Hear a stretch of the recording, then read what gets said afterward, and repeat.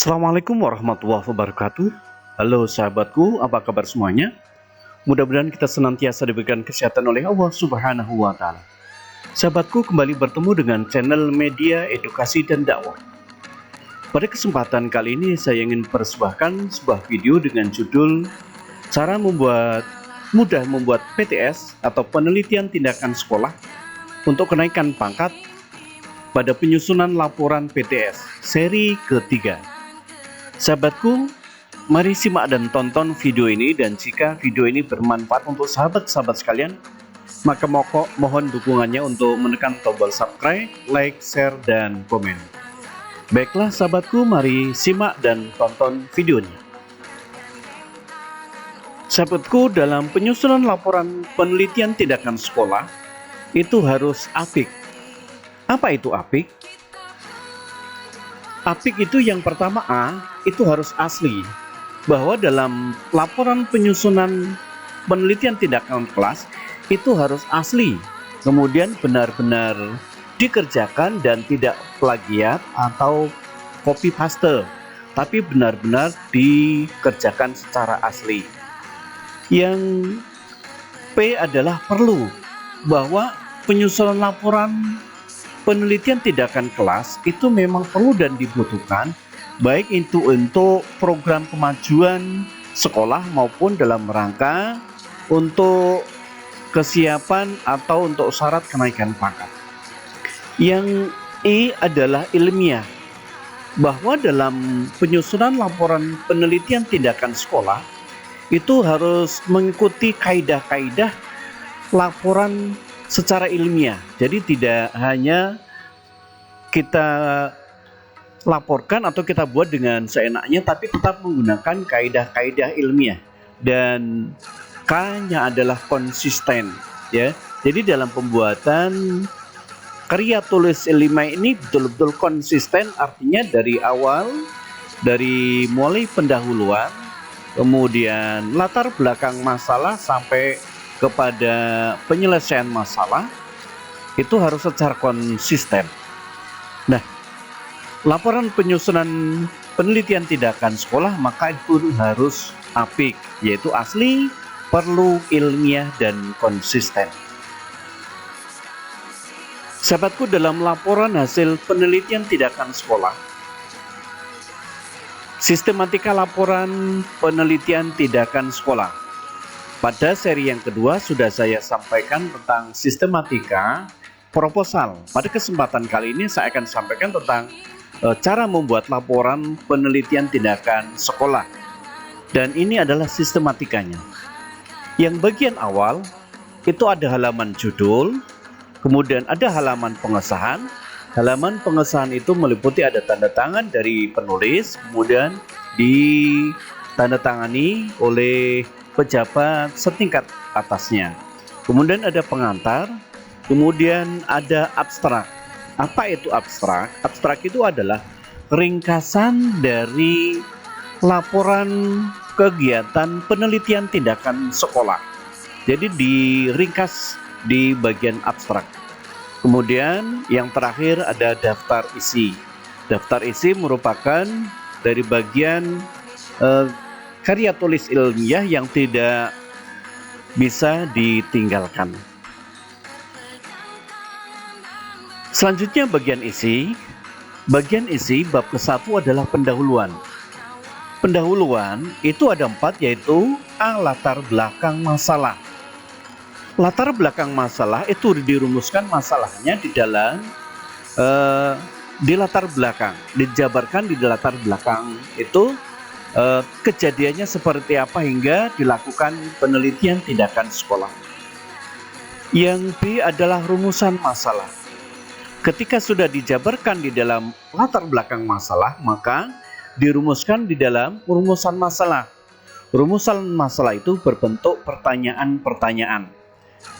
Dan yang C adalah tujuan penelitian. Bahwa tujuan penelitian itu apa yang ditujukan, kenapa mesti harus dilakukan penelitian, umpamanya tujuannya apakah untuk kepala sekolah, untuk guru dan tenaga kependidikan, atau untuk manajemen sekolah, ataupun untuk siswa. Itu tujuan penelitian. Dan yang D adalah manfaat penelitian.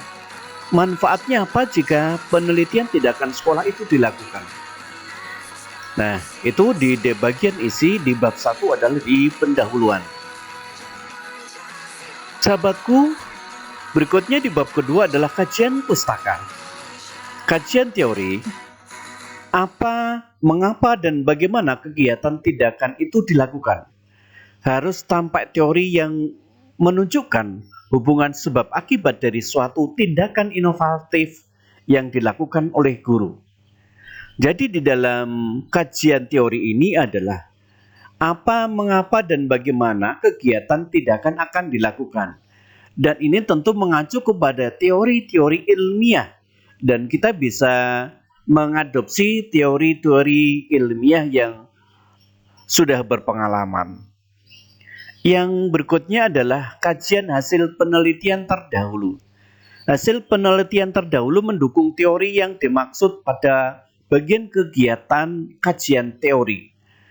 Jadi di kajian hasil penelitian terdahulu ini adalah hasil penelitian terdahulu ini supaya mendukung penelitian tindakan sekolah yang sedang dilaksanakan.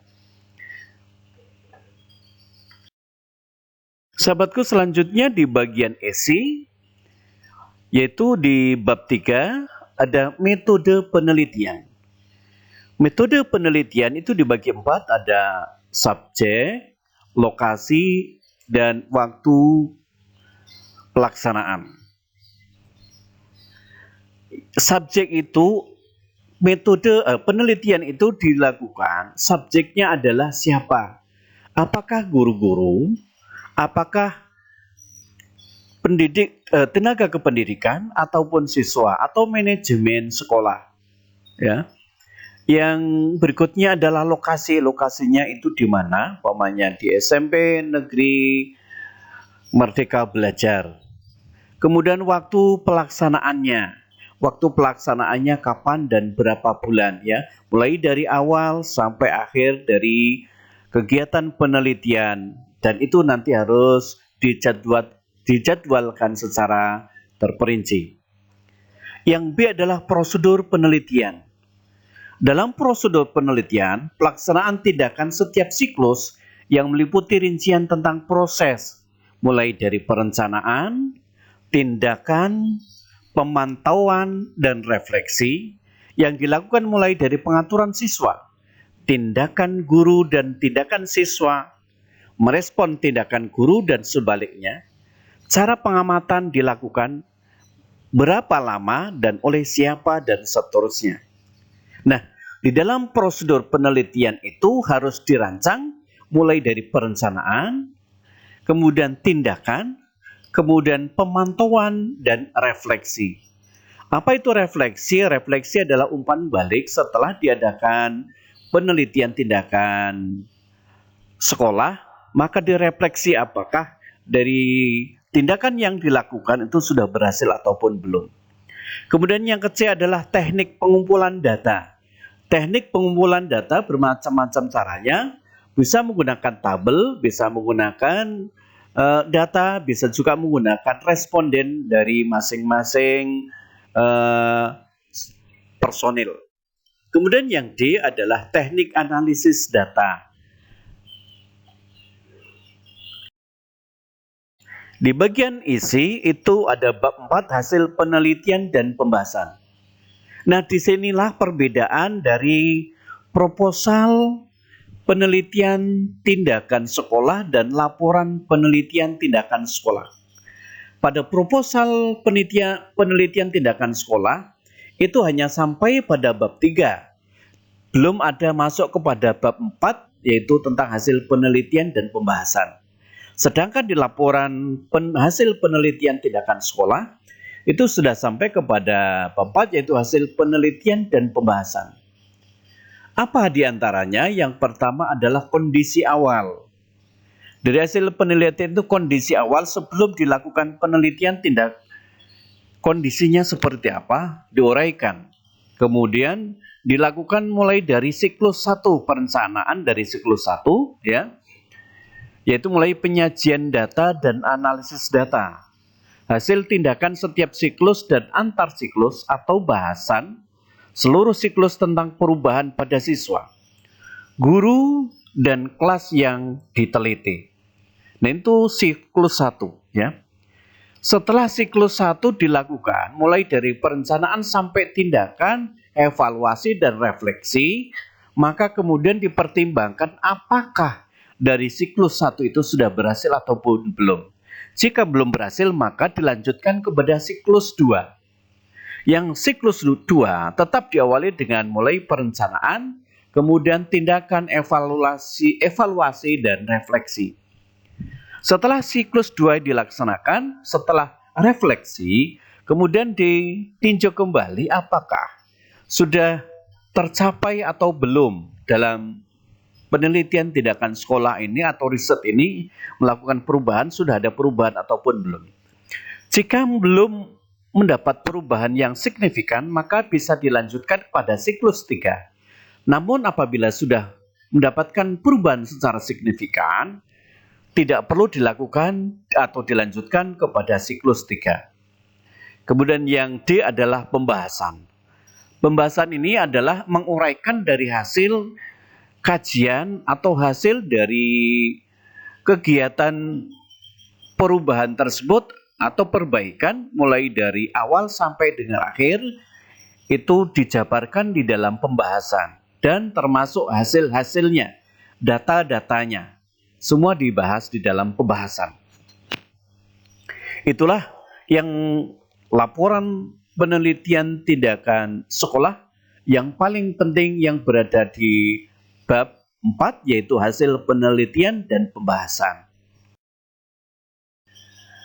Yang selanjutnya di bab 5, yaitu simpulan dan saran.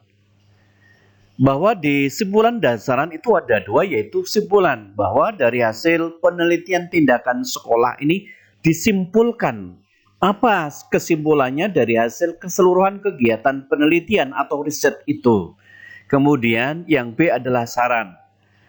Tentunya meminta saran atau masukan dari para pembaca atau penelaah atau peneliti bagaimana dari hasil laporan dan kajian tersebut. Nah, inilah dari sistematika laporan penelitian tindakan sekolah. Selanjutnya bagian penunjang. Apa bagian penunjang? Bagian penunjang itu ada daftar pustaka, kemudian lampiran. Lampiran itu terdiri harus meliputi semua instrumen yang digunakan, utamanya lembar pengamatan. Jadi lembar pengamatan itu harus dilampirkan di dalam laporan penelitian tindakan sekolah. Kemudian contoh-contoh hasil kerja pengisian instrumen oleh guru maupun siswa juga itu harus dilampirkan. Kemudian dokumen-dokumen, foto kegiatan, foto-foto pada saat riset atau penelitian atau perbaikan itu harus dilampirkan. Daftar hadir itu juga perlu harus dilampirkan dan catatan harian pelaksanaan PTK itu juga harus dilampirkan. Bahkan yang tidak kalah pentingnya adalah surat izin penelitian. Karena surat izin penelitian ini harus dibuat sebelum dilakukan riset atau penelitian dilakukan. Ya. Yang berikutnya adalah biodata atau ringkas dari peneliti. Sahabatku, demikian. Terima kasih sudah menonton video ini, dan untuk lebih memahami penelitian tindakan sekolah ini, silakan simak dan tonton video cara mudah membuat PTS. Sudah saya sajikan mulai dari seri 1 sampai dengan 3. Silakan simak dan tonton seri 1 sampai dengan 3.